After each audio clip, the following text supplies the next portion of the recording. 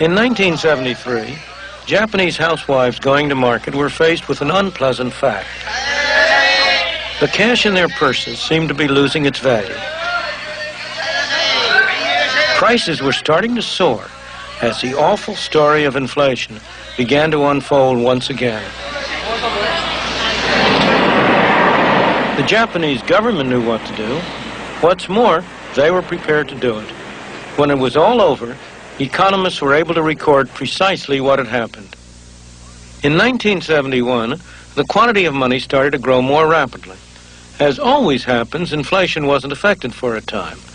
But by late 1972, it started to respond. In early 73, the government reacted. It started to cut monetary growth, but inflation continued to soar for a time. The delayed reaction made 1973 a very tough year of recession. Inflation tumbled only when the government demonstrated its determination to keep monetary growth in check.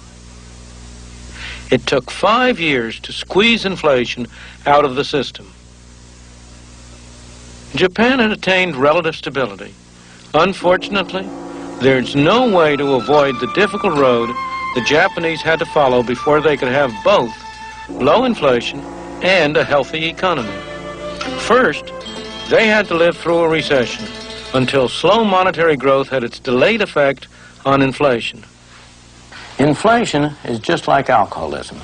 In both cases, when you start drinking or when you start printing too much money, the good effects come first. The bad effects only come later.